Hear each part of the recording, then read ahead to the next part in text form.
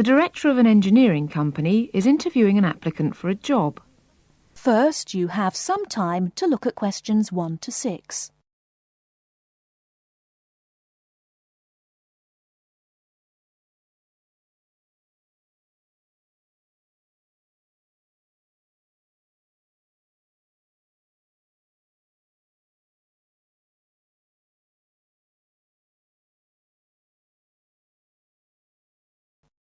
Now we shall begin.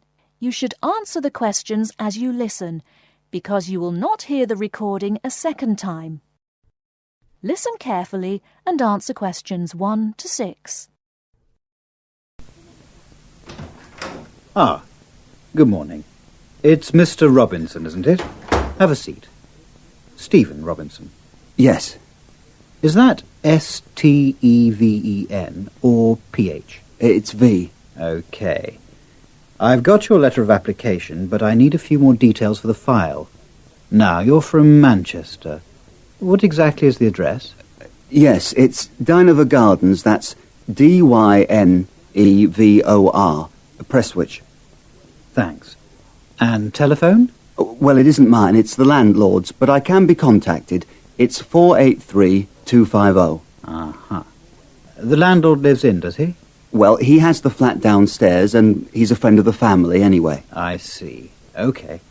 According to your letter, I imagine you were born in, let me see, 1960? 61. Right.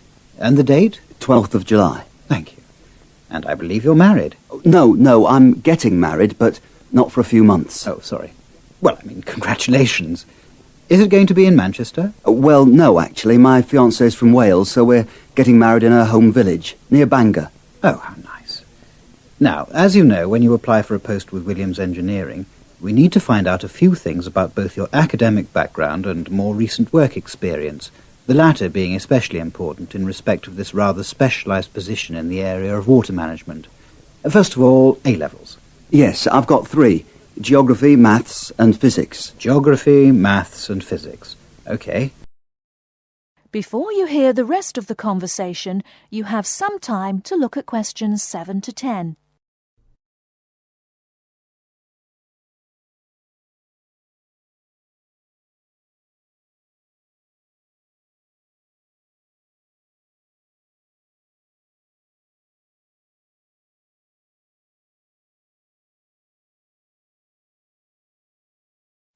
Now listen and answer questions 7 to 10. And what about your degree? I went to Sheffield University and got an engineering degree, with water management as my specialisation. Uh-huh.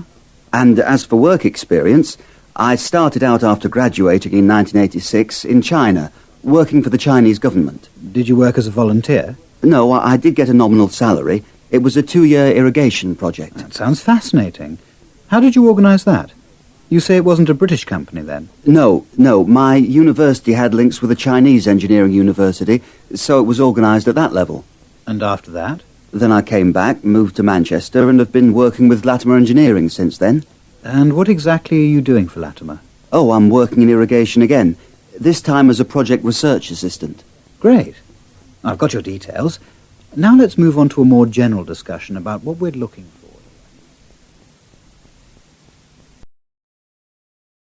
That is the end of part 1. You now have half a minute to check your answers.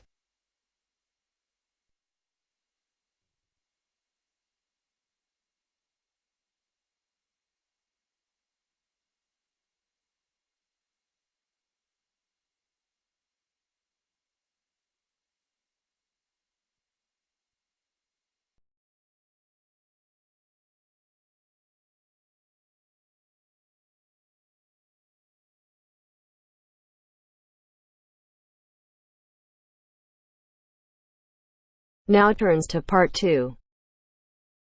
Part 2.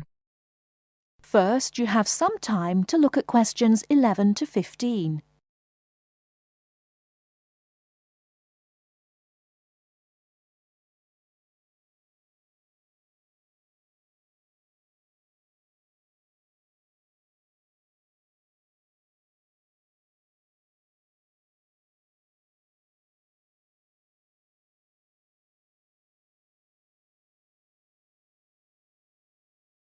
Now, listen carefully and answer questions 11 to 15. Starting at the beginning, you can see the on-off switch just beneath the two lights. Having turned the machine on, these lights now become very important. When the light on the left has gone out, you can begin making coffee, as it means the water is now hot enough. Next to that is the water level light. If this is illuminated, it means the machine does not have enough water. It is essential that you turn the machine off and add more water the moment this light comes on. Otherwise you could damage the heating element. Once you have checked that both the heater light and the water level light are off, make sure the filter holder, that's the part with the handle just under the control panel, is in place. Once you have your cups ready, it is time to press the coffee delivery switch. That's the button just above the filter holder beside the boiler meter. Remember to take a quick look at the meter as it tells you the exact temperature of the water. On both the left and right hand side of the machine, on the same level as the filter holder, you can see the steam pipes used for heating milk. These steam taps need to be cleaned regularly to avoid blocking. And finally, if you do spill any coffee, don't worry.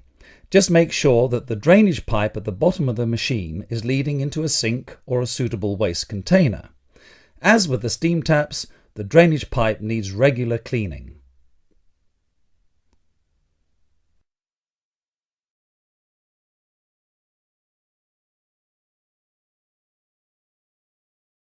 Before you hear the rest of the talk, you have some time to look at questions 16 to 20.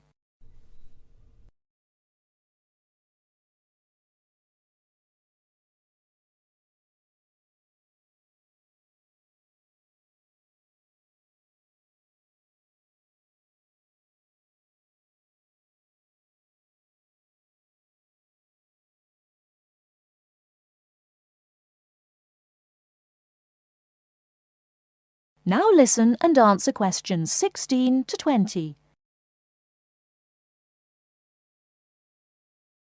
First and most importantly, I'll tell you where you should go from tomorrow for your lectures and classes. The Health Sciences building is on the west side of the campus, opposite the library, beside the History department. As you are probably aware, there are 6 modules to the course, which will take a year to complete. That's 2 modules each term. In the first module of this term, you will be looking at current laws with regard to health and safety in the workplace. Don't forget that as you progress through the course, you should be building your thesis. This will need to be completed by the end of the year. Coursework will also be credited to your final grade, but the most important part of the course is the thesis. Now, the final thing I want to tell you, and again you should know this, is that there will be a number of guest speakers throughout your course. They will come from a number of different medical backgrounds, but they will all be giving you their views on the relevance of health sciences in their occupations.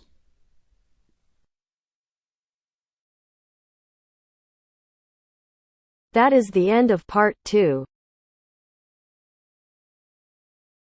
You now have half a minute to check your answers.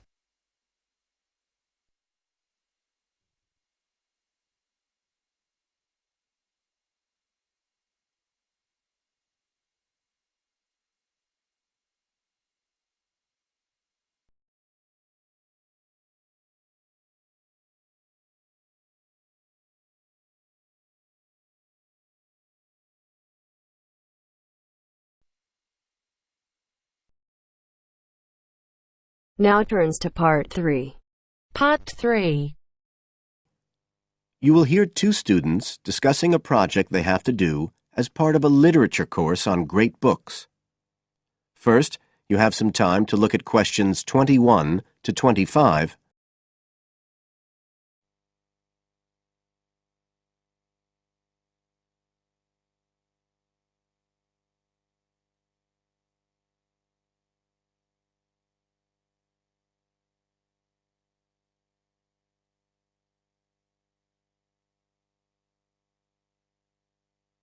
Now listen carefully and answer questions 21 to 25.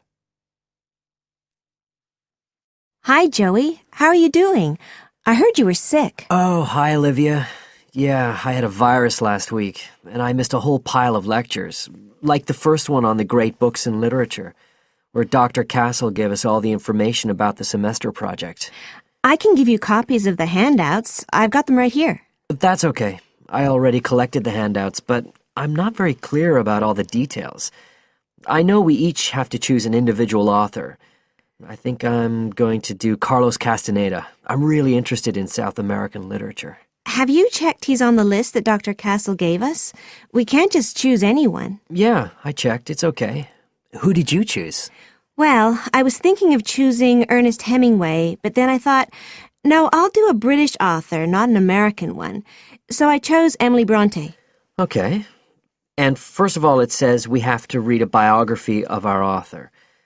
I guess it's okay if we just look up information about him on the internet? No, it's got to be a full-length book. I think the minimum length's 250 pages. There's a list of biographies. Didn't you get that? Oh, right. I didn't realize we had to stick with that.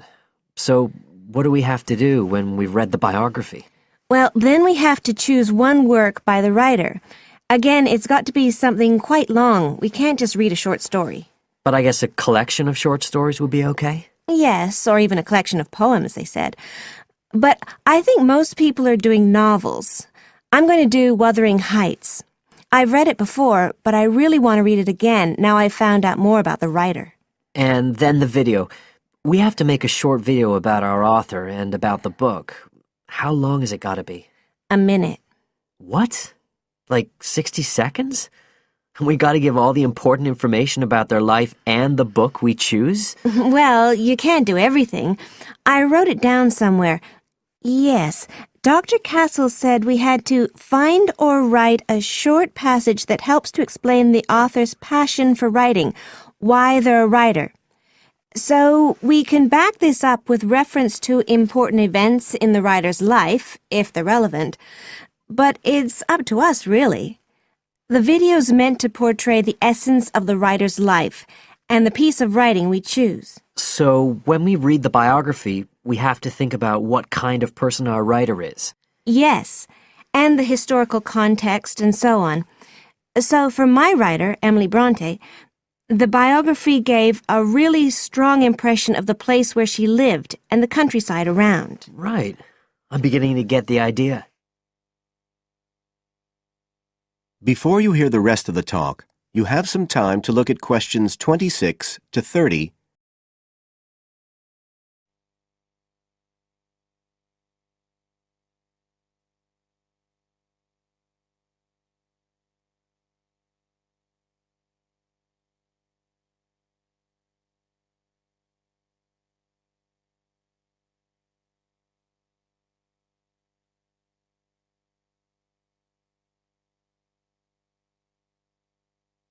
Now listen and answer questions 26 to 30.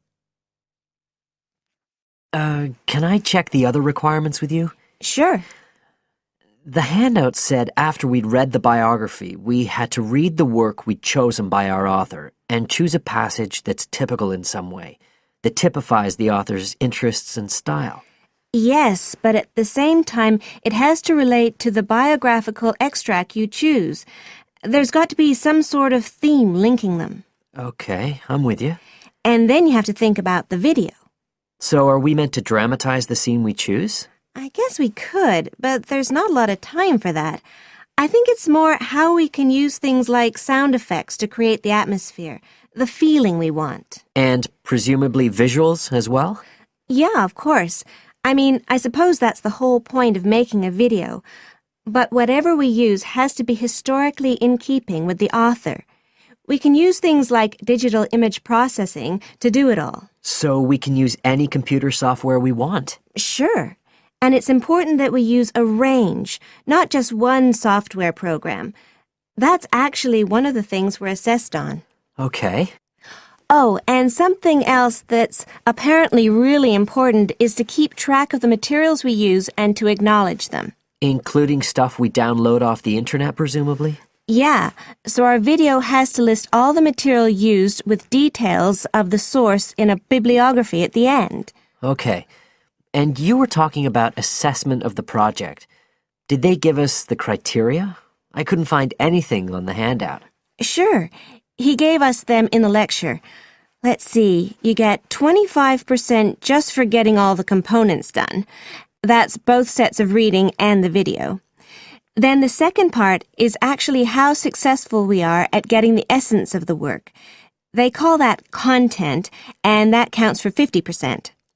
Then the last 25% is on the video itself, the artistic and technical side.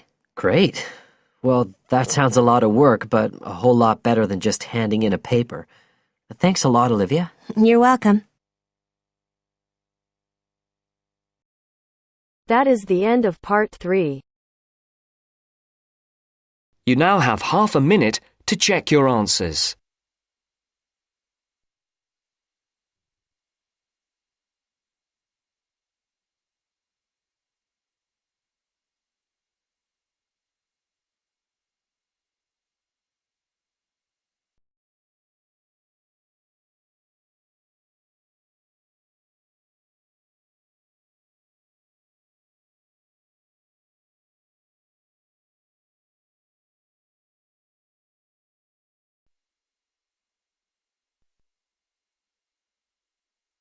Now turns to part 4. Part 4. You will hear a talk on seasonal affective disorder. First, you have some time to look at questions 31 to 40.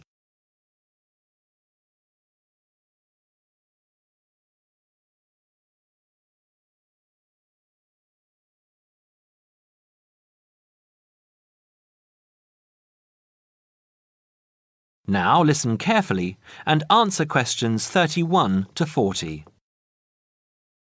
In the past few years, a new condition has been identified and given a name, SAD, short for Seasonal Affective Disorder. This is now recognized as a distinct kind of clinical depression, where people become depressed at the onset of winter, accompanied by a craving for sweet things, causing weight gain. Each spring and summer would then bring on almost maniacal highs and feelings of boundless energy and happiness. Experiments to combat this depression showed that increased exposure to bright light in humans could suppress their production of a darkness-related hormone called melatonin. The light needed to induce this change was about 2,000 lux, or about 4 times brighter than ordinary household lighting. It was then calculated that if bright light could suppress melatonin secretion, then it might have other effects on the brain, including the reversal of symptoms of depression. While melatonin's precise role in SAD has not been pinned down, the theory led to effective treatment.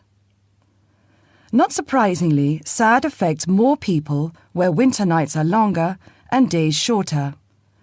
In the UK, an estimated 500,000 adults develop full-blown SAD in winter, and twice this number suffer the milder condition called subsyndromal SAD. About 80% of sufferers improve when given light therapy, and improvement usually comes within 2 to 4 days. Scientists are still unsure why winter depression happens, but more than a decade of research has turned up some surprising findings. Nearly 80% of SAD victims are women. Researchers are uncertain why this is so. SAD can affect people at any age, but typically it begins around the age of 20 and becomes less common between 40 and 50. SAD is comparatively rare in children and adolescents, but so far researchers have been unable to come up with a logical reason for this. As many as half of SAD sufferers have at least one family member with depressive illness, suggesting that the depression has a genetic component. Some patients experience shifts in their body clocks when they're depressed in winter. They are morning people at one time of the year and become evening people at another. What is the underlying difference between SAD sufferers and others? A clue can be found in carbohydrate craving, a common symptom. People often become obsessed with chocolate, for example. Carbohydrates alter brain chemistry by increasing the level of a soothing chemical called serotonin, a neurotransmitter that carries signals between brain cells. SAD sufferers crave carbohydrates because they may need serotonin to lift their mood. This craving can be intense, in fact, an addiction. It may be that the serotonin system of the brain has problems regulating itself during the winter. Some SAD sufferers respond well to the drug Prozac, thought to influence the brain's serotonin-using system. Other brain chemicals and hormones probably play a role in winter depression. Another neurotransmitter, dopamine, for example, may be inadequate in certain cases. Researchers hope to uncover clues to SAD's secret by probing similarities between SAD and hibernation. Though no valid link between the two has been established, some SAD patients say they feel like hibernating animals. SAD sufferers tend to put on fat in autumn and early winter, roughly the time when such hibernators as bears and squirrels do. That is the end of part 4. You now have half a minute to check your answers.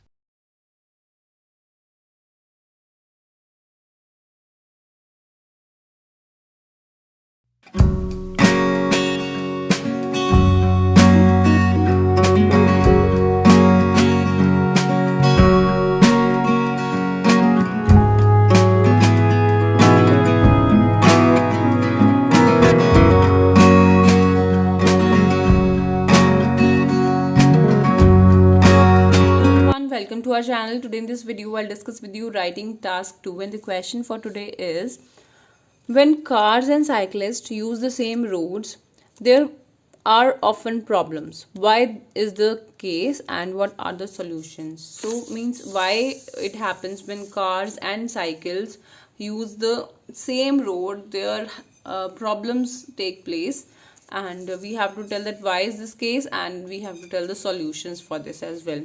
Undeniably, when cars and bicycles share the same road, there are often issues due to traffic congestion caused by speed variation and lack of restriction for cyclists.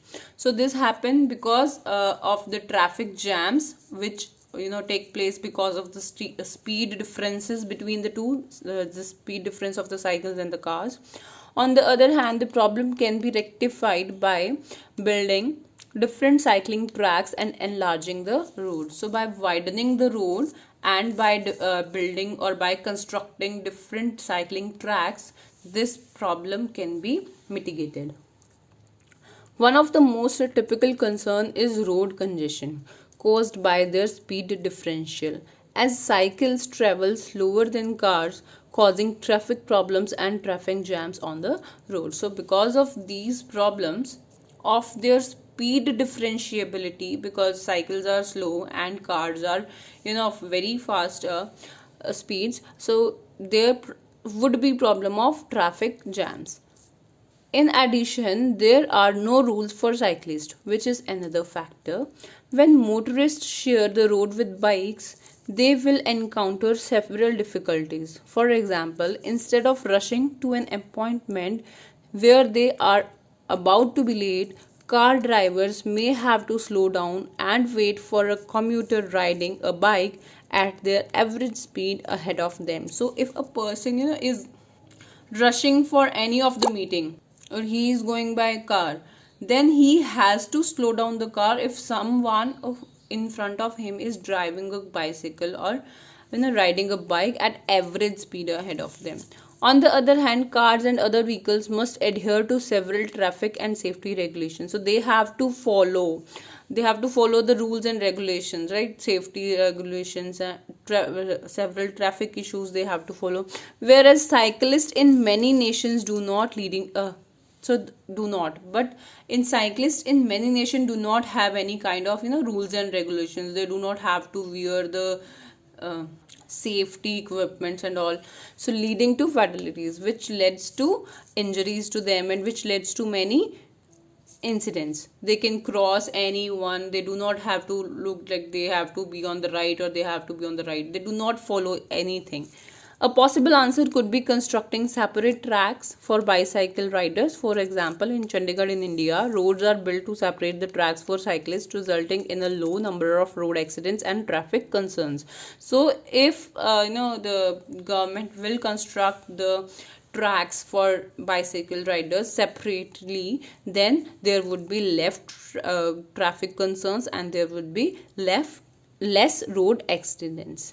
Apart from that, introducing penalties and rules and regulation for cyclists could alleviate the issue. So if they charge penalties from them and some rules and regulation for the cyclist as well, this could reduce this issue. People in New Zealand, for example, are required to wear safety gear and face penalties if they do not obey the rules. So if they do not obey the rules or the regulations, then they have to pay the penalties as well as they have to wear the safety equipments as well. To conclude, there would be issues when cars and bicycles share the same road, but these can be resolved or avoided by taking actions such as enacting laws for cyclists and building broader roadways. So by doing all these things, government can reduce these problems. So this was for today. If you like the video, do hit the like button and subscribe to our channel. I'll meet you in the next video. Till then, bye bye and take care.